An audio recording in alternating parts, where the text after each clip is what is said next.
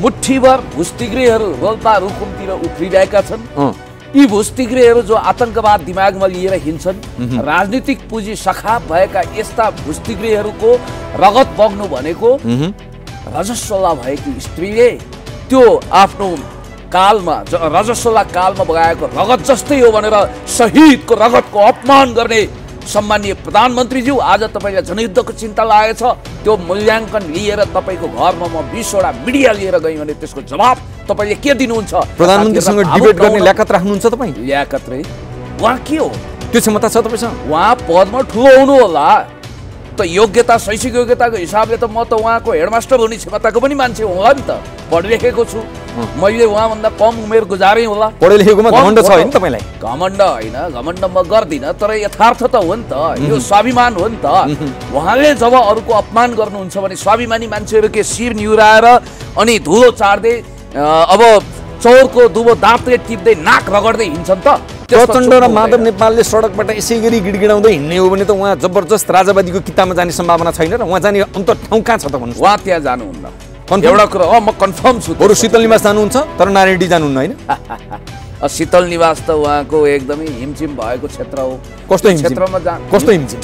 उहाँले जुन विधेयक लग्यो त्यो 1 घण्टा पनि नकुरिकन स्वाट पास हुन्छ भने त्यहाँ के हिमचिम छैन? खबरदार, हाम्रा कुनै पनि जुलुसहरुमा फलाना तेरो सिन्दुर खोइ, फलानासँग सोध भनेर यो टाइपको किन लगाएको? नारा किन लगाएको? लगाउनु हुँदैन। तपाई हुनुहुन्थ्यो त्यहाँ? म छैन। म यहाँ आपत्ति गर्दैछु, खबरदारी गर्दैछु। हिजो त्यहाँ सडकमा नारा लाउने, अहिले आएर आपत्ति गर्ने? सडकमा त लाख मान्छे थिए सर, लाखको भिडमा म पनि एउटा हिस्सा थियो। 4-5 हजार थियो होला, लाख नभन्नु न। किन थिएनन्? तिलको गेडो राख्ने ठाउँ थिएन। जबकि हो तपाईहरु त्यो त खल्लीबल्ली राजावादीहरुको भाडाका टट्टुहरु मण्डलीहरु सोरसार गरेर बडार कुडार गरेर शिला खोजेर ल्याएका एकाध मान्छे 2-4 हजार मान्छेलाई चाहिँ लाखौंको अपार जनसमुदाय मानव समुद्रमा मै डुबी मेरै क्यामेरा हराए जसरी उफिताफी गर्नुहुन्छ। जब तपाईले तिलको गेडो राख्ने ठाउँ देख्नु भएको थिएन। तपाईलाई थाहा छ यो पीके कलेजदेखि मेरा त आँखाले भ्याएनन्। म 4 तले 5 तले घर माथिबाट हेर्छु त मेरै 7 जना खोज्यो। तिनको के भयो होला? कतिजना गङ्गालाल गयो होला? कतिको हृदय गति बन्द हुन खोज्यो होला? यहाँबाट बल्ला दिव्य यो सडकहरू 4 किलोमिटरसम्म कमिला हुन्की मान्छे हुन्। ओहो कालम्मे रातम्मे मान्छेहरूको झण्डाको लहर मानव समुद्र उरिएको थियो। यो त ट्रेलर हो, कास्टिङ हो। म भन्न चाहन्छु राजावादीहरू, अब तिमीहरूले पूर्व राजालाई अप्ठ्यारो पार्ने काम नगरौ। त्यस कारणले गर्दाखेरि मलाई धेरै पेलपाल झेलझाल ठेलठाल कसैले पनि नगर्नु, अपमान नगर्नु। यो पुण्य गौतम व्यक्तिगत रूपमा महत्त्वकांक्षी भएर आफ्नो छुट्टै आइल्यान्ड बनाएर त्यहाँको रबिन्सन क्रुसो हुने, रबिन हुड हुने यसले शौक पालेको छैन। तर एउटा कुरा म तपाईलाई भन्न चाहन्छु, हो हिलो बच्छु, धुलो बच्छु, चटाई बच्छु, गुन्द्री बच्छु, सोफा सेटमा छैन, सिंहदरबारमा छैन, बालटारतिर भोज भतेर जितौरीको भतेर चलाउँदै हिँडेको छैन, BMW चढेको छैन, सोफिस्टिकेटेड बङ्गलामा काजु खाँदै बसेको छैन। तर जनताको बिचमा छु, जुत्ता फाट्यो होला, अब त्यो सिलाउने साथीहरू भइहाल्नुहुन्छ, नभए आफै पनि सिलाउला। त्यस कारणले मेरो चिन्ता नलिनुहोस्। म त उठ्जोगी फड्कार छाला जता जलाउता खाला, भोक र बकरी पिर्न सुर्ता टाइपको मान्छे हुँ। म यो देशमा एउटा जोगी तुल्य शासक हुनुपर्छ भन्ने मान्यता राख्छु। शासकीय बुललाई सच्याउनु पर्छ। त्यसकारण आज तपाईले मेरो हैसियत सोधिरहनु भएको छ। कुनै दिन यो देशमा तपाईले श्रद्धेय अध्यक्ष कमरेड भनेर नभने पनि हुन्छ। मलाई श्रद्धेय भन्नु पर्दैन। म कम्युनिस्ट पार्टीको अध्यक्ष हुन लायक मान्छे पनि हो। त्यो फ्युचर अहिले तपाईँ युट्युबरसँग यति धेरै हुलमिल गर्दै दिनमा युट्युबको हुल पछि लाएर नहिँडेको भए सायद केन्द्रीय सदस्य बन्नुहुन्थ्यो होला नि। त्यसमा पश्चाताप लागेको छैन? पुण्य गौतम आगामी महाधिवेशनमा प्रतिस्पर्धा गरेर सचिव पदमा इलेक्टेड हुने हैसियत राख्छ। पार्टीको सचिव, नेकपाको सचिव। त हिजो जब म जनसागरमा गएँ सायद 1000 सेल्फी कसैले पनि त्यहाँ दिएन होला। त्यति धेरै सेल्फी नपत्या हेर्नुहोस् यो सोसियल मिडियामा।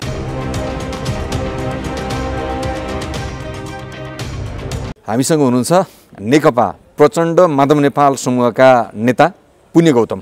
हामी उहाँसँग पार्टी औपचारिक रूपमा विभाजन नभए पनि विभाजित भए जस्तो देखिएको अवस्थामा अब कसरी अगाडि बढ्छ, पुण्य गौतमको भूमिका के हुन्छ भन्ने सन्दर्भमा केन्द्रित रहेर कुराकानी गर्छौँ। किनकि पुण्य गौतमले जुन मेहनत गर्नुभएको छ, जुन त्याग गर्नुभएको छ, त्यतिको मेहनत र त्याग नगरेका व्यक्तिहरू निकै माथिल्लो स्थानमा पुगिसके। तर पुण्य गौतम भने जहाँको त्यहीँ हुनुहुन्छ। पुण्यजी स्वागत छ यहाँलाई। धेरै धेरै धन्यवाद भन्छु। तपाईको भाषामा म आलोचनात्मक समर्थन गर्छु। हजुर, समर्थन यस मानेमा कि तपाईँ पहिलो पत्रकार हो जोसँग म इन्टरभ्यू गर्दैछु जसले सत्य कुरा स्वीकार कि नेकपा औपचारिक रूपमा फुटिसकेको छैन। तपाईँको अर्को कुराप्रति मेरो क्रिटिक्स छ। त्यो कुरो भनेको के भने नेकपा प्रचण्ड माधव समूह होइन, नेकपाको मूलधार नै यही हो जहाँ बहुमत केन्द्रीय समितिको सदस्यहरूले एउटा फैसला लिएका छन् पार्टीलाई एकताबद्ध बनाएर चोइटिएर गएका मान्छेहरूलाई पनि मिलाएर अगाडि बढ्नुपर्छ भन्ने एउटा संसद पुनर्स्थापनाको बाटो लिँदै हामीले औपचारिक रूपमा सूर्य चिन्ह पनि यही पार्टीको भन्ने एउटा सङ्कल्प गरेको छ। र अर्को कुरा तपाईँलाई म धन्यवाद दिन यस मानेमा चाहन्छु कि तपाईँलाई इतिहासको सम्झना छ। चिनिया कम्युनिस्ट पार्टीको इतिहासमा सबैभन्दा ढिलो कम्युनिस्ट पार्टीको सदस्यता प्राप्त गर्ने प्रेसिडेन्ट सी जिनपिङ आज राष्ट्रपति हुनुहुन्छ। र अर्को कुरो पनि तपाईँलाई थाहा छ, केन्द्रीय समितिमा सबैभन्दा ढिलो उमेरमा डेब्यू गरिसकेपछि उनका दौतरीहरू जो पोलिट ब्युरो भइसकेका थिए उनलाई हेर्दै खिसी गर्थे रे। सी जिनपिङ त अब कता हो कता पछाडि छोडिए, तर इतिहास निर्मम छ, निर्दयी छ, यसले पिटाई र मिठाई दुवै दिन्छ। आज सी जिनपिङ चीनको एउटा अल टाइम बेस्ट लेजेन्डरी प्रेसिडेन्टको रूपमा स्थापित हुनुभएको छ। उहाँलाई खिसी ट्युरी गर्नेहरू काउली खेती गरेर मलाई प्रश्नै सोध्नु दिनु भएन, तपाईँ ननिष्ठ बोल्न थाल्नुभयो क्या।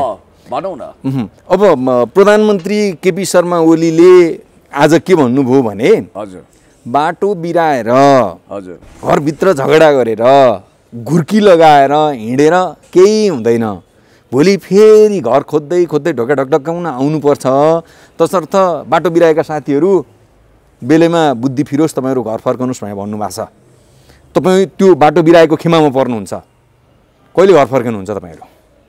होइन, अब यो उहाँले आफ्नै निम्ति भन्नुभएको हो कि उहाँका शब्दहरू उहाँका बाणीहरू कहिलेकाहीँ यो चिया जत्तिकै मिठासपूर्ण हुन्छन् र कहिलेकाहीँ कर्णकटु हुन्छन्।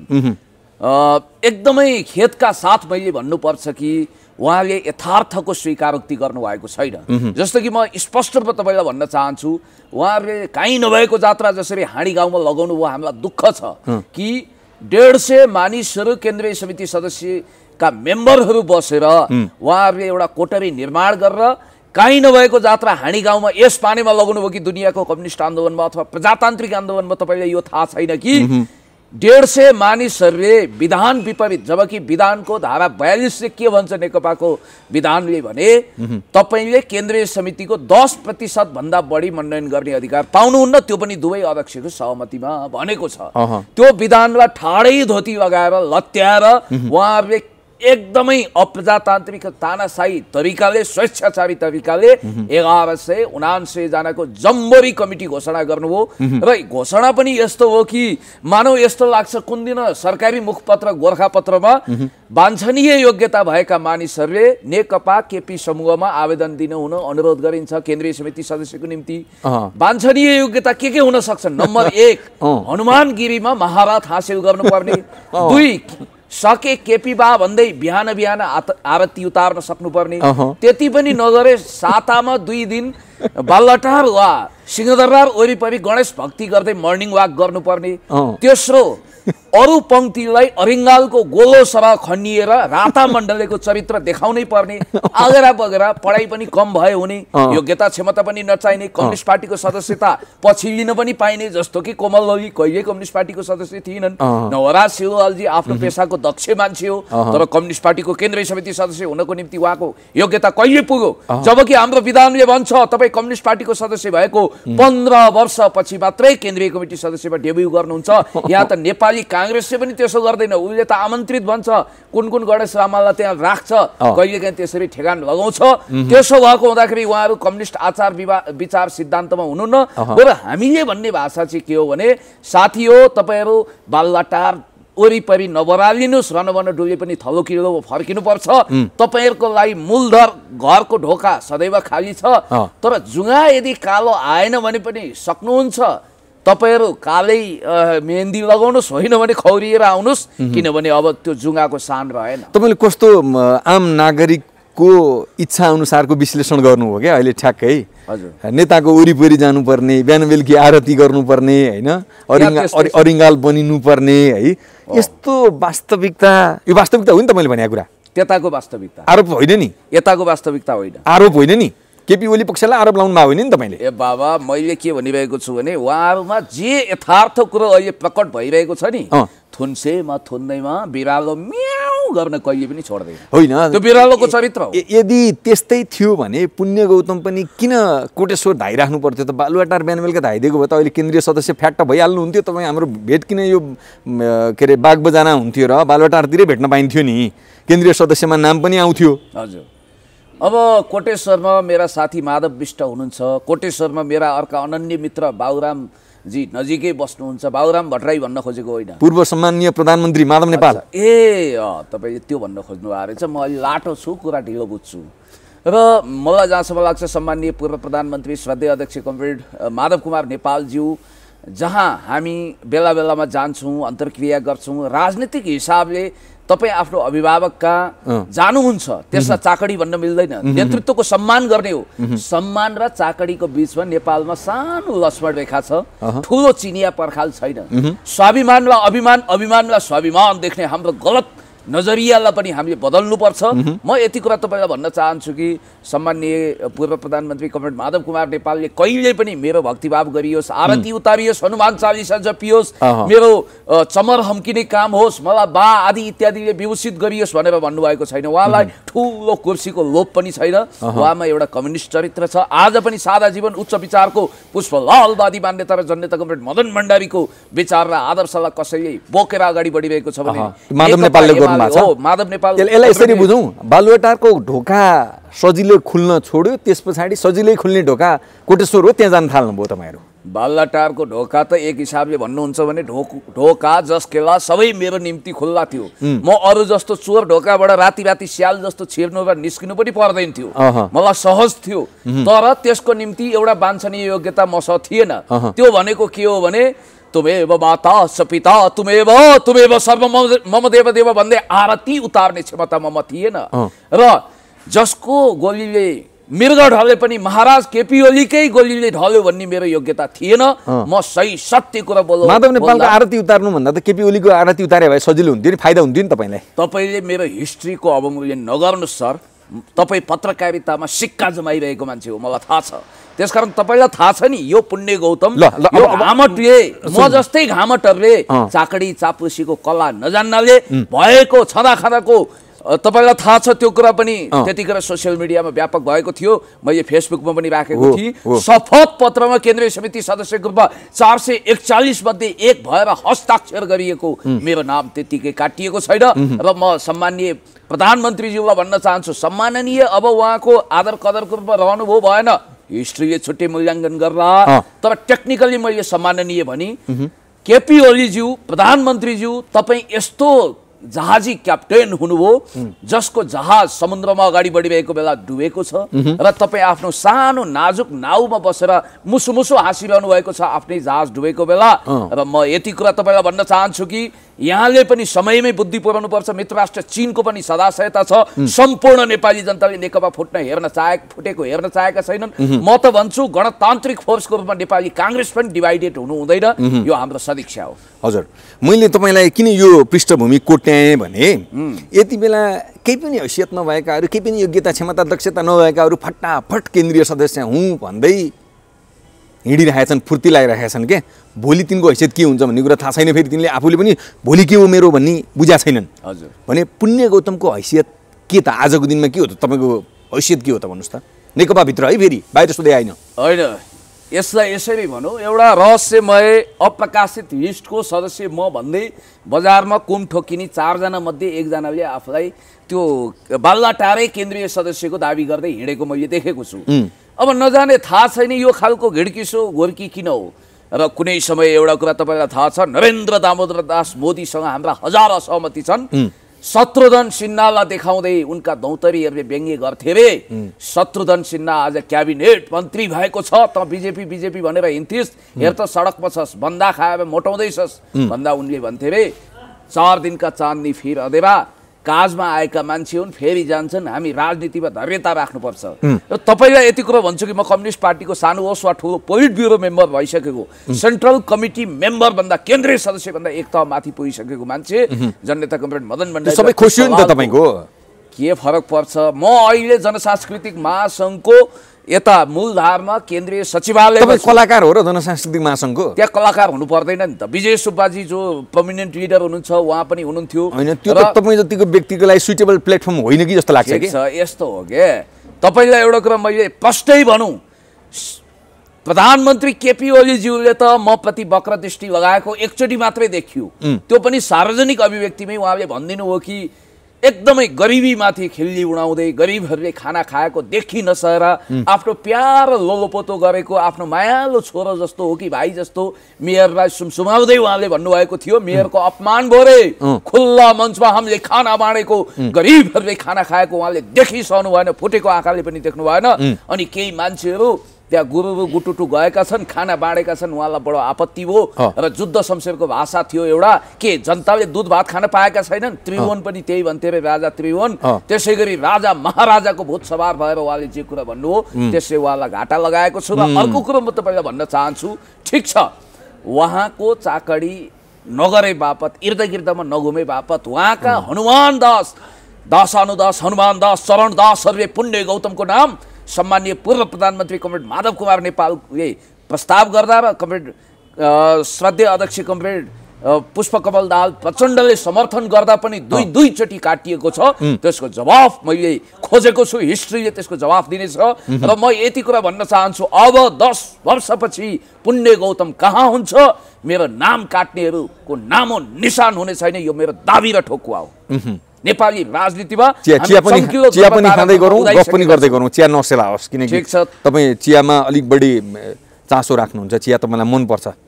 ठिक छ, तपाईँको पनि चिया सेलाउँदै अवश्य म लिँदै गर्छु। मैले भन्न खोजेको, मैले जान्न खोजेको कुरा चाहिँ के हो भने आज प्रधानमन्त्री केपी शर्मा ओलीले कस्तो सेन्टिमेन्टल कुरा गर्नुभयो। कमरेड प्रचण्ड सिपालु हुनुहुन्छ, याद छ तपाईँलाई? तपाईँले हतियार बोकाएका युवाहरूको आजको अवस्था कस्तो छ चिन्ता गर्नुभयो? कहिल्यै सोध्नुभयो? तपाईँलाई सुरक्षा दिने जनमुक्ति सेनाको अवस्था कस्तो छ? कहाँ छन् आज कालीबहादुर खाम, थाहा छ तपाईँलाई? तपाईँ परिवारको व्यक्तिलाई स्थापित गर्ने, परिवारको व्यक्तिलाई पदमा पुर्याउने, सानो पेरिफेरीमा मात्रै घुम्ने र अनि नेकपा एमाले सिद्ध्याउनको लागि 20 भनेर प्रवेश गर्नुभयो हाम्रो पार्टीमा भनेर उहाँले भन्नुभएको छ। यसको जवाफ छ तपाईँहरूसँग? तपाईँ त जनयुद्ध लडेको पिएलएको एउटा सदस्य पनि हो। डुब्न लागेको डाँडामाथिको घाम भएर वृद्ध अवस्थामा केपी ओलीज्यू सम्माननीय प्रधानमन्त्रीज्यूले यो कुरा भन्नुभएछ। उहाँलाई आज कालीबहादुर खामको चिन्ता लागेछ। अन्नपूर्ण पोस्टको 2070 सालको अङ्कमा कालीबहादुर खाम जस्ता आतङ्ककारी कहाँ लुकेका छन् भनेर सम्माननीय प्रधानमन्त्रीज्यू तपाईँले भनेको होइन, सायद पत्रिका मसँग कटिङ छ वा प्रेस काउन्सिलमा गएर त्यसको कपी ल्याएर देखाइदिनु पर्यो। नम्बर 1, 2054 साल फागुन 18 गते को एउटा अखबार, त्यतिखेर प्रकाशित हुने अखबार छलफलमा एउटा उहाँको अन्तर्वार्ता प्रकाशित भएको, पुण्य गौतमको दिमाग चाहिँ बाबुराम आचार्य जस्तो तेजी हो भन्न खोजेको होइन, तर मलाई तिथिबिथि गणितीय हिसाबले कण्ठ छ। र त्यो छलफलमा गएर आज पनि तपाईँले हेर्न सक्नुहुन्छ, म कहाँ त छैन, मलाई सम्झना छ मेरो डायरीमा लेखिएको होला, म सब पुराना 50 का दशकका डायरी पनि छन्, काला होइन राता डायरी छन्। र म तपाईँलाई यति कुरो भन्न चाहन्छु कि उहाँले ठ्याक्कै 54 सालको चैत्र महिनाको मूल्याङ्कन, जबकि 54 सालमा जनयुद्धको वार्षिकी मनाउने कार्यक्रम थियो, श्याम श्रेष्ठद्वारा प्रकाशित मूल्याङ्कनमा उहाँको एउटा विचार छापिएको छ। त्यसमा उहाँले जनयुद्धको घनघोर अपमान र घृणा गर्दै हल्लाहल कालकुट विष ओकल्दै के भन्नुभएको छ भने त्यतिखेर राज्यले पनि आतङ्ककारी वा आतङ्कवादी भनेको थिएन। मुठ्ठीभर भुस्तिग्रेहरू रोल्पा रुकुमतिर उफ्रिरहेका छन्। यी भुस्तिग्रेहरू जो आतङ्कवाद दिमागमा लिएर हिँड्छन्, राजनीतिक पुँजी सखाप भएका यस्ता भुस्तिग्रेहरूको रगत बग्नु भनेको रजस्वला भएकी स्त्रीले त्यो आफ्नो कालमा रजस्वला कालमा बगाएको रगत जस्तै हो भनेर शहीदको रगतको अपमान गर्ने सम्माननीय प्रधानमन्त्रीज्यू, आज तपाईँलाई जनयुद्धको चिन्ता लागेछ। त्यो मूल्याङ्कन लिएर तपाईँको घरमा म 20 वटा मिडिया लिएर गएँ भने त्यसको जवाफ तपाईँले के दिनुहुन्छ? र म जनयुद्धको ब्याकग्राउन्डबाट आएको प्रधानमन्त्रीसँग डिबेट गर्ने ल्याकत राख्नुहुन्छ तपाईँ? ल्याकत रे उहाँ के हो? त्यो क्षमता छ तपाईँसँग? उहाँ पदमा ठुलो हुनु होला त, योग्यता शैक्षिक योग्यताको हिसाबले त म त उहाँको हेडमास्टर हुने क्षमताको पनि मान्छे होला नि त, पढ लेखेको छु। मैले उहाँभन्दा कम उमेर गुजारेँ होला। पढे लेखेकोमा घमण्ड छ हैन तपाईलाई? घमण्ड होइन, घमण्ड म गर्दिनँ, तर यथार्थ त हो नि त, यो स्वाभिमान हो नि त। उहाँले जब अरूको अपमान गर्नुहुन्छ भने स्वाभिमानी मान्छेहरू के शिर निहुराएर अनि धुलो चाड्दै अब चौरको दुबो दाँतले टिप्दै नाक रगड्दै हिँड्छन् त गर्छन्। तुम्हें माता स पिता तुम्हें भन्दै गिडगिडाउँछन्, समर हमकिन्छन्, होके ढोके बैठके हो हामी, नन्दी भृङ्गी हो, 64 योगिनी भूत प्रेत पिशाच जस्तो, अनि वरिपरि जय जयकार गर्दै अनि लावण्य देशको राजालाई हात्तीले माला लगाए जस्तै उहाँले माला लगाइदिने तिनै मान्छे नेता मानिदिनु पर्ने हामीले, यो हुनै सक्दैन। र म प्रधानमन्त्रीज्यूलाई भन्छु, हो तपाईले भनेको कुरामा दम होला केही कुरोमा, जस्तो कि जनयुद्धका घाइतेहरू, घायल योद्धाहरू, त्यो त सेन्टिमेन्टल कुरा हो नि, मान्छे त्यो उहाँले किन गर्नुभयो थाहा छ? हरेक कुरालाई किन गर्नुभयो भन्नुस् त? उहाँ इमोसनली ब्ल्याकमेलिङ गर्न बहुत सिपालु हुनुहुन्छ। सम्भवतः नेपालमा बाँचिरहेको नेताहरूमध्ये हिजो सूर्यबहादुर थियो भने चाणक्य नीतिबाट होइन मेकियावेलीबाट सञ्चालन हुने उहाँको एउटा कुरा के छ भने, जब तपाईँ कमजोर हुनुहुन्छ तपाईँ स्याल जतिकै धुर्त हुनुहोस्, जब शक्तिशाली हुनुहुन्छ बाघ जतिकै झम्टिनुहोस् भन्ने उहाँको नीति छ। र यो मेकियावेलीको थ्योरी पनि हो, द प्रिन्स उहाँले सायद घोक्नु भएको छ। र म उहाँलाई के भन्न चाहन्छु भने, हिजो उहाँले व्यक्त गरेका शब्दहरू उहाँप्रति भारी हुँदैछन् र जनयुद्धका घाइते शहीद अपाङ्गप्रति हाम्रो घोर एकदमै सम्मान छ र हामी सम्मान गर्छौँ। भनेपछि प्रधानमन्त्री केपी ओलीले त्यो वर्गको सेन्टिमेन्ट क्यास गर्न खोज्नुमा त्यो वर्गलाई आफ्नो किताबमा ल्याउन खोज्नु भएको त्यति हो हैन? एकदम सोरै आना सही बुझ्नुभयो। अर्को कुरा म अर्को कुरा पनि तपाईलाई भन्छु, उहाँले गणित हेर्नु भएको छ, संख्याबल उहाँको कमजोर छ। उहाँले जब हिजोको मानव सागर देख्नुभयो, लाखौं लाख नेपाली जनता सडकमा उत्रिएर जब स्वतन्त्रता र गणतन्त्रको शङ्खनाद गरे, त्यसपछि मण्डलीहरू सायद अहिले गङ्गालालको हस्पिटलमा उपचार गराइरहेका छन्, कुन दुलामा छिरे थाहा छैन। र उहाँ पनि राता मण्डलीहरूलाई वरिपरि सण्डमुसुण्डहरूलाई हिँडाउने सोख राख्नुहुन्छ। कम्युनिस्ट ट्र्याकबाट आउट विचलित भएर गोर्बाचोभ पथमा छिटोभन्दा छिटो लम्किरहनु भएको छ, आत्मसागामा रमाउनु भएको छ। र उहाँले त्यो गर्न खोजेको के भने, अहिले केही मानिसहरू काशी तिवारीको हत्याको रगतले कटकटिएको हात लिएर हिँड्ने केही धन्दा सेठहरू, जसको दाजुले आज पनि तिनै भाइको नाउँमा करोडौँको महल ठडाएर त्यहाँका गरिबको आँगन मिचेका छन्, गरिबको घर भत्काउन खोजेका छन्, त्यस्ता मानिसहरूलाई काखी च्यापेर अनि जनयुद्धमा पनि सडान्त प्रमाणित भइसकेका मानिसलाई मन्त्री सन्त्री बनाएर उहाँ हिँडिरहनु भएको छ। सबैलाई म भन्दिनँ, केही पीडित मान्छेलाई उद्धार पनि गर्नु होला, तर उहाँले गर्न खोजेको के भने जनयुद्धमा संस्थापन प्रति इरिटेट भएका मान्छेहरूको भावनालाई दोहन गर्न खोज्नु भएको। उहाँ जनयुद्धको सम्मान कहिले पनि गर्नुहुन्न। अर्को कुरा बताउनुस्, हिजो म तपाईलाई अर्को कुरा पनि भन्न चाहन्छु, माधव कुमार नेपालज्यू र कमरेड प्रचण्डले नि जनयुद्धको धारको रक्षा गर्नुहुन्छ, त्यो धारको सम्मान गर्नुहुन्छ। सिलगुडी बैठकदेखि मूल धारमा ल्याउने भनेको सम्माननीय पूर्व प्रधानमन्त्री कमरेड माधव कुमार नेपाल। ठीक छ, केपी ओलीले बोलेको कुराको जिम्मा तपाईले लिनु परेन, पार्टीको नेताले बोलेको कुराको जिम्मा तपाईले लिनु पर्यो नि। हिजो भेकुटी मण्डपबाट भन्नु भएको छ, गणतन्त्रको घाँटी निमोस्नका लागि केपी ओली लागिरहेका छन्, यिनी बैलगाडा केही सपनामा छन्, ह्याङओभरमा छन् अहिले पनि, यिनी गणतन्त्रवादी होइनन् भनेर भन्नु भएको छ। केपी ओली गणतन्त्रवादी होइन भन्ने ठेक्का लिन सक्नुहुन्छ तपाईँहरू? यस्तो उहाँले गणतन्त्रलाई स्वीकार गर्नुभएको छ, गणतन्त्रको लागि रगत पसिना आँसु भगाउने पङ्क्तिमा उहाँले आफूलाई आबद्ध गराउनु भयो कि भएन, हिस्ट्रीको एउटा अभिव्यक्तिले जनाउ गर्छ। होइन, अहिलेको अवस्थामा गणतन्त्रवादी होइन भन्नुको अर्थ सिधा के लाग्छ भने राजावादी हो है, उसले चाहिँ राज संस्था फर्काउन सक्छ भन्ने अर्थ लाग्छ नि त। होइन, यस्तो हुन्छ नि, कुनै कुनै मानिसहरू न स्त्री न पुरुष थर्ड जेन्डर पनि हुन सक्छन्, न गणतन्त्रवादी न राजावादी बिचमा खेल्ने पनि हुन सक्छ। भनेपछि केपी ओलीको राजनीतिक लिङ्ग पहिचान भएको छैन। होइन, म तपाईँलाई अर्को कुरा पनि भन्छु, अब कहिलेकाहीँ के हुन्छ भने ताकपरे तिवारी नत्र गोतामे शैली पनि मान्छेले अप्नाउँछ। यद्यपि म गौतम हुँ, त्यो शैलीमा म छैन।